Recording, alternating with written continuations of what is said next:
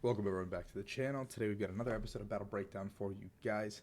This is probably the most requested match that I've gotten, and it is the Greensboro top 8 match between Alex Schemanske and Azul Garcia Griego. Another amazing game that was kind of decided on the final turn. And if you guys haven't seen that iconic clip of Azul taking all 6 prizes in one turn to close out the series, well, here we are. We can kind of walk through the process, see how we got there, and how being 100% focused is really, really important. Now, if you guys have been enjoying this kind of content, obviously, please like the video, subscribe. It would help me a ton. And when IRL play comes back, I will be doing full VOD reviews on my Twitch channel and taking some of the better highlighted games and putting them over here to get you guys up to date on some of the newer games. And then when we have a little bit of a downtime in between, we can cover some other games. And if there's like enough content, I can just hammer out a Friday, Saturday, Sunday video while I'm gone, off at regionals, whatever. So let's jump into the video without further ado. Is it on 2? But yeah, okay. So this regionals was Greensboro regionals. The format, what just happened there? The format was expanded, I believe. And so this expanded format was a little bit of a, we had just come off of a regionals where Trevenant was incredibly dominant just a week or two prior. Like Trevenant literally like struck fear in everybody's hearts, and this Hitmonchan like Hitmon whatever deck with a Wobbuffet in the active was another like, really strong, scary deck. And Pikarom, the expected like hard hitter, didn't do as well. We had Archie Stoys, which was coming off a top 8 at that regionals, and Zoroark has always kind of been a staple of the expanded format. Any Garb deck has really kind of been a part of the expanded format at this time. So the format was really different for this one. We still had a couple of Hitmon decks, a couple of Pika decks, a couple of Zoro decks here and there, and then we had Alex Schemanske playing what I would consider to be a very cookie cutter Zoro Garb list, and Azul playing Archie Stoys. And so two very different styles of play. Alex trying to get 8 Pokemon out onto the board, do a ton of damage with the Zoroark, use all of those niche little supporters that Zoroark can play, item lock your opponent, draw more cards when you want to with your own blowers. You have your own Sudowoodo to block them off. He benches the Execute as well here because it doesn't matter. And we see a pass. So Archie. So the whole point of Archie's, if you guys don't know what Archie's Ace in the Hole does, is when it is the last card in your hand, you can get a Water type Pokemon from your discard pile, place it onto your bench, and draw 5 cards. And that includes skipping like stage 1 into stage 1s directly or a stage 2 directly. And so Azul wants to get this Blastoise out that's got the Deluge ability. And the Deluge ability basically says, hey, I'm going to be able to accelerate as many water energy from my hand to my Pokemon as I would like. So basically your entire deck becomes just like a dump as many energy, get all these like heavy energy attack cost Pokemon just ramped up and doing a ton of damage. This Articuno on Azul's active spot with the Tri-Edge ability was primarily for single prize attackers like Night March and Vespiquen, because you don't trade very efficiently into those. You've got some 3 prizes and 2 prizes that don't do a great job. Now, Azul has that Let Loose Marshadow as kind of a get me out of jail free card in case his hand is not great, and he perfectly has one. His hand was not great, so he had to get himself out of there, but he had the Ultra Ball to put to the Blastoise into the discard, so he has a Computer Search, which is the literal best card in the deck, and so he gets to go ahead and Battle Compressor while fitting a card, and being able to put that Archie's into the discard. And now he also wants to put some, he's got the Egg there, so the last card in hand is probably the Archie's. He also puts the Water Energies expertly into the discard, because the deck does play 4 superior energy removals, or retrievals, not removals, so you can get that energy back as efficiently as possible. Now this Snorlax and Eevee tech is a very cool tech because it is your answer to Zoroark, because it does 120 plus 120 if they are an evolved Pokemon, and Zoroark has 210, so you are kind of just using this guy to swing into them, do a ton of damage. And then the coolest card about this Archie Stoys deck was Kingdra GX, 10 plus 50, I believe, for each water energy attached to it. So you could basically set up a Kingdra out of virtually nowhere, and it can be your infinite damage. And now Azul's signature card that he kind of does something off of this game with is the Wailord and Magikarp Tag Team GX, 10 and 100 to like I think every bench Pokemon with like 8 energy on it. Yeah, we're going to watch that in the game 3 scenario. Look, the 3 energies Azul put into the discard come into play perfectly. They go onto the Articuno. The Onix comes down. Onix also a great tech into this matchup because of the weakness you hit. And we see the Tri-Edge coming through with 1 heads. So he doesn't get the knockout. And if he had gotten the knockout, he gets an extra prize card with the Articuno. So that would have been huge. That would have put Azul actually pretty far ahead. And we see Alex's loaded bench. The Colress coming through. Now Alex has no Guzma this turn, which means he can't just whip this Blastoise off the board. If he was able to whip the Blastoise off the board before Azul got too much energy onto the board, he could kind of prevent Azul from kind of barreling off the game. But now what Alex wants to do is probably try to establish a couple of trades. He's debating, do I want to evolve this Zoroark into a regular Zoroark or go into the stand-in one? But trade seems more valuable. He's going to go ahead and Ultra Ball this Execute. The Execute is the best card in both of these decks, just because they can be reused so many times for, resources, rather than milling your very, very valuable resources. And in the expanded format, resources is all that really matters. We see the Garbodor coming through, the lock is established, and we see the knockout. So now Azul's got a tall order in front of him with like a 3-card hand. He's got to find one of his 2 field blowers, get rid of that blower, and then from there, he's got to kind of get energies onto the board as well. And you see that Alex has 13 cards in hand, which is nuts. Is that a Tate and Liza? So Azul's playing a Tate and Liza to shuffle draw for 5. Nothing crazy to write home about, honestly. It's just another shuffle draw option as well as like a retreat option, because the deck doesn't really need shuffle draw. But mid to late game, you could have some resources you don't actually want to discard with your research. So yeah. Order Pad was a card that made this deck somewhat coin flippy, if you want to call it that. Flip a coin of heads, get an item from your deck, put it in your hands. Very, very good. And so that means Azul can get his Field Blower here if he wants to. He can get literally anything in the deck if he wants to. Basically set himself up for success on the future turns. I can't see his hand because of the way Azul like holds it, so I can't really tell what's going on here. We're gonna see the Battle Compressor getting rid of another one of those Stage 2 Pokemon that is a little bit of a hindrance probably in his hand, an Execute and a Kingdra. Now the Execute's going to let him keep preserving those resources expertly. We see the Tapu Lele. I guess he did Blower already, yeah. So we see the Tapu Lele coming through, grabbing a research for next turn. Just saying, hey, even if you Garbodor lock me here, I have a supporter guaranteed for next turn. You can't just like shut me out of this game. And we're going to probably see a Superior Energy Retrieval here. Getting rid of 2 cards. And getting the 4 energies. They're all going to go straight onto this Evilax, and we're going to see a knockout. Now, if Azul had taken the knockout on that Mr. Mime, he would be 2 prizes away from winning, and whatever Alex had to attack with here would probably go down, is as honest I can be. Like, it would have just been kind of lights out. We see a red card. This way, Alex doesn't have to end his, like, massive hand away. He puts Azul back at 4. I guess Azul was at 3. But he puts Azul at, like, a +1. With no research, potentially.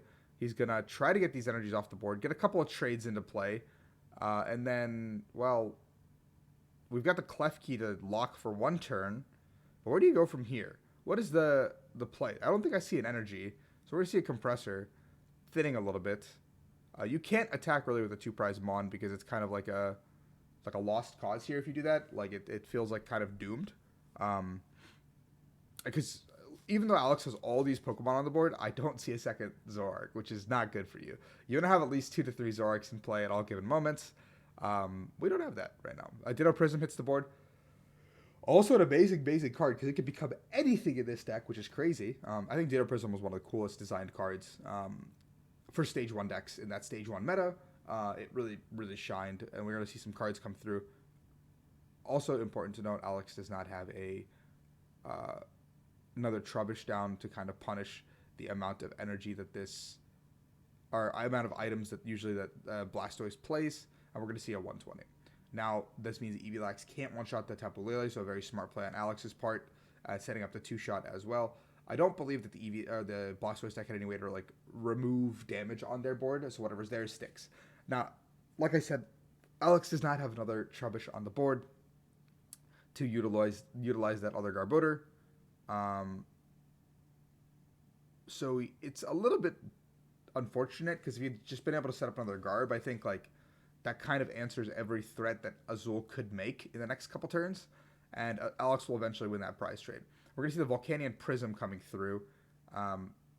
We see the Garb is already locked the Mime, the Bench Barrier Mime as well. Garbodor locks everybody's items equivalently. There's no like discrimination here. Oh, my face is covering. Let me move my actual face. I did not realize that. I'm so sorry, guys. My face was covering the Alex's bench. I realized it's a little bit too late, actually. I am sorry. So we're going to see another Archie's, and we're going to get the Kingdra up and running. and just an attachment to Kingdra, a 4 energy full-on retreat cost, and a GX attack, which is 40 to everybody. A very strong GX attack, and we see because the Klefki was already in play. We see because the Klefki was already in play that the like this turn is insane. The Klefki's in play, so we see those two things on the bench get knocked out, which means now Alex no longer has access to this Mr. Mime. The GX attack is gone, yes, but now Alex no longer has access to the Mime, no longer has access to Ditto Prism, so a second Zoroark is not coming, a second Garbodor is not coming, and now Azul gets to remove all of his damaged things off the bench because the Sudowoodo gets reactivated due to the Klefki play. So a lot of things that went really, really wrong for Alex all in one turn, but this Kingdra has 1 energy on it still, so it's not the end of the world. You can still play the game by adding. And if you get a good ed off here, you can put both players, or like you're going to put your opponent to 1 card and kind of... if you're Alex, you need to find like a Zorua and a Trubbish here. You need to find at least a combination of those because you have 5 prizes left to take. There are 5 prizes on the board. It's just... without this Garbodor, you're going to have a very tough time. Now, Azul is down a ton of resources, and he's going to 1 card, so it's not like an ideal world for him, because he is ability locked. No, he's not ability locked. I guess I thought he was. I did see a Floatstone beforehand, but I guess we chose not to use it. Alex getting that Ultra Ball off for free. He gets the Klefki again, going to be able to lock Azul up for a singular turn.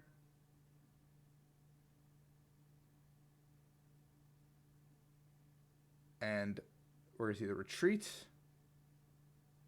1, 2, 3, 4, 5, 6, 7, 140, and damage comes through. Now Azul has 2 cards in hand. He doesn't really have a rush to do anything, but he doesn't want to, obviously see complete blanks in the next couple turns. The more blanks he sees, the harder this game's going to get. Again, it all comes down to if he had taken that 1 prize on the Mime, this game would be over. This game would be beyond over, but he just wasn't able to on that one very, very important turn. There's the attachment. Looks like the Volk Prism might be the answer, but I think either way you just want to put it on someone. It looks like the Kinger's got free retreat, or the attack lets it bounce. I don't remember what Kinger's attack actually does. We're going to see some movement. 1 card. We're going to see the Guzma on the Kingdra. Interesting decision on Alex's part. He could have just Guzma'd up the Blastoise and said, hey, I'm going to put it on the Blastoise. We're going to see the same exact scenario and a knockout on the Kingdra. Alex now knows. Again, if Alex just has a single Trubbish down, I think this game is over. Because if he gets the knockout, he can just set up a Garb, and I'm pretty sure there's enough items to do some serious damage to anything on Azul's board. Just a pass. The Klefki goes. A draw. I mean, if you're Alex, you just kind of trade a little bit, get the Trubbish down here for sure. Item lock again. You can't break the item lock from here. I think giving Azul a single turn is just too crucial. The Dowsing Machine, a stretcher for the Klefki. This Klefki is putting in a lot of work. Besides that 1 turn where it wiped all the damage that he did off the board, it's a lot of good play. We're gonna see the Guzma. I think it's a great play to just bring up the Wailord and hit into it early, get ahead of the problem, because you're not one-shotting. I don't think in any world you're one-shotting this guy, and so we're just gonna see the hit. It looks like Alex is gonna go ahead and not put the Trubbish down and just say this Zoroark is gonna carry the workload and finish the game off for me, which is fine. I think that's a fine decision at this point, because if Azul takes his 1 prize somewhere, anywhere, the game is over anyway. My only gripe is that if Azul had a boss or Guzma or something, there's just a Sudowoodo there anyway. So why not just get the extra bit of bench damage? Why not just put the Trubbish down anyway? But that was a crazy game 1, and we saw Azul somehow lose that from the jaws of victory. Now we're going to run into game 2 and see if Azul can bring this back. Alex opens the best starter in his deck against this matchup, a Wobbuffet. Now Wobbuffet says while in the active, both players, I believe, can't use any abilities that aren't Psychic type, or maybe it's just the opponent's abilities. I think it's both. I don't know. But it makes it hard because now Azul can't abuse that Execute and do some perfect hand-thinning shenanigans, because just having the Execute and all these discard cards Being able to choose whether or not you discard 2 or discard 1 is such an incredible card. We see the order pad coming through. Tails. And then we see a Battle Compressor again. The ordering from Azul is just saying, hey, I'm going to order pad first just in case I get something, and then I can decide if I want to make a different play. See? Azul is reading the card. I would also read the card. We're going to see a third Battle Compressor, some more thinning. Azul now has all of his supporters in the discard. A Tapu Lele. Tapu Lele is a Psychic type, which is very convenient for Azul. If Wobbuffet existed right now, we have Luminion V. That interaction would not fly. But Azul gets his Archies up and running. He's got the 4 energies, but he can't use the effect of Blastoise while his Wobbuffet's in the active spot. So he's going to go ahead and Azul gets his turn 1. That's pretty ideal. He can Ultra Ball for something. He can try to set up for an Archie's turn 2. We're going to see a Let Loose Marshadow going back into the deck. I think Azul has played like 6 or 7 items at this point on turn 1, which means Alex on his turn 1 Bridget can very easily grab double Trubbish instead of double Zora. I don't know if that's correct, but he can definitely do it. Also, Archie's turns were so long. It was like one of those like they just have so many actions they can take in one turn that their turns just don't end for quite a while. We see the Superior come down, an attachment from hand, and a pass. And just a simple pass from Alex, an attach, and he used Cheer Up, I think, was the attack. Attach Retreat. We're going to just see an attach, a Shaman for 5. Looks like Alex is completely bricking on the other side. No turn 1 Bridget. Kind of dooms the Zoroark deck. They don't like to go second anyway because they need to be able to go first, get that Zoroark up and running, get that item locked down. Every game Zoroark went second in this format, it felt really, really bad. But N plus Garbodor or Garbotoxin Garbodor really kind of gave you a shot back into the game every single time. I played against Alex and Swiss of this one, and in our game 3, Alex managed to produce going first 4 Zoroark and ability lock, and I just could not. Like, you can't, like, there's nothing any deck can do to face that pressure. Now, look at Azul's deck. There's, like, 5 cards left in that deck. If by some miracle, never mind, there's, like, 10 cards. Maybe a little bit more.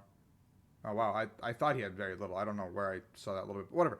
If Alex was able to produce a knockout here or produce a comeback here, Azul is, like, pretty dry on resources. I see Ultra Balls. I see a couple Via Seekers.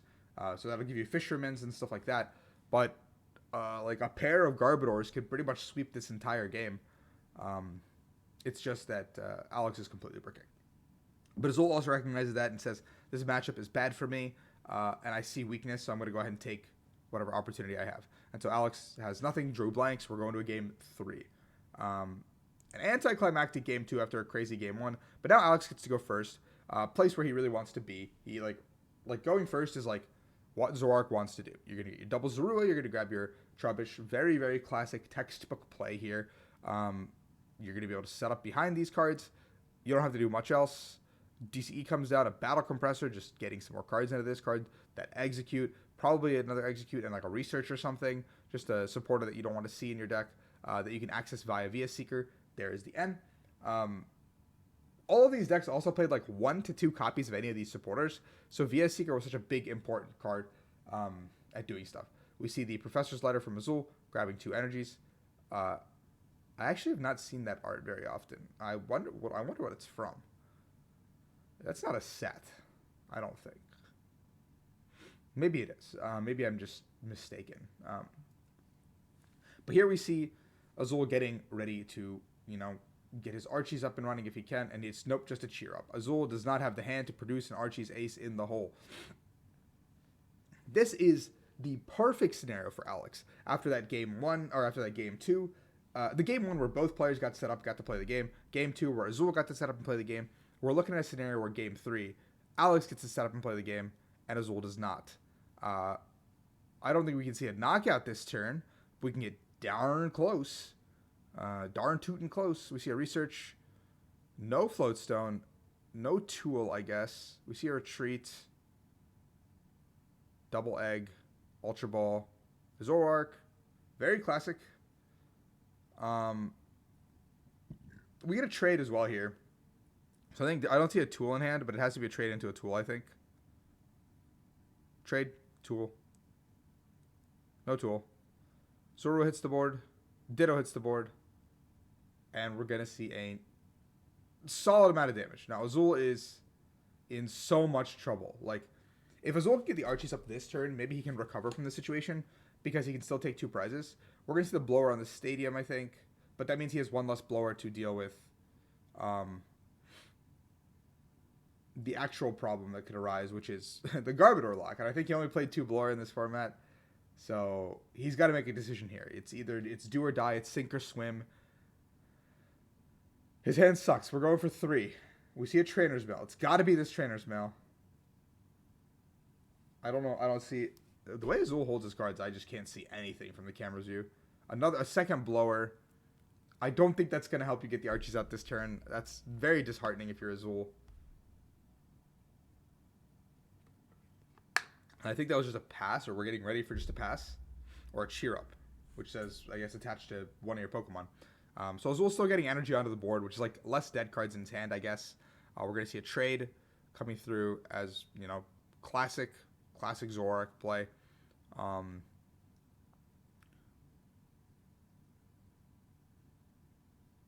You just don't want to end Azul. That's the one thing you don't want to do. I don't think you need to play any more supporters for Alex from your hand. I don't think researching here is correct. There's too many resources in that hand.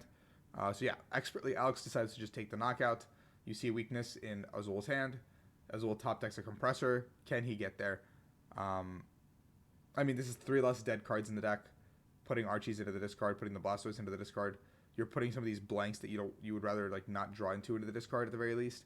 So, like, I guess an Ultra Ball. I think I see a VS Seeker in Azul's hand. So like an Ultra Ball. Like, a lot of these cards now become live, which is really good for you. The problem is if this blower leaves the board, that's not good. Oh, also, like, 3 waters. Like, what are you going to do with those waters? Like, so Tate and Liza comes out as Azul's supporter. I don't think that deck played N. So I guess Tate was their draw shuffle plus the let loose. Yeah, okay. I mean, I guess it's fine. So we see 5, and this is like Azul's like basic last chance. Like, he needs a basic Pokemon here. He can't really bounce this Shaman if he doesn't have one. I don't know what to do. I don't know what you do if you're Azul here. Everything that could go wrong is going wrong. Obviously, there's a very juicy bench to wipe here, as we will see in a second here. But the events that lead up to it are a little bit like images that precede unfortunate events style, like disaster strikes. So keep in mind that Azul turns this game from here and wins. I just want everyone to keep that in mind as he is now currently playing this turn where he's not getting an Archies for like the 4th turn of the game. Third turn of the game? 3rd turn of the game. For the 3rd turn of the game. He has no Archies, ace in the hole.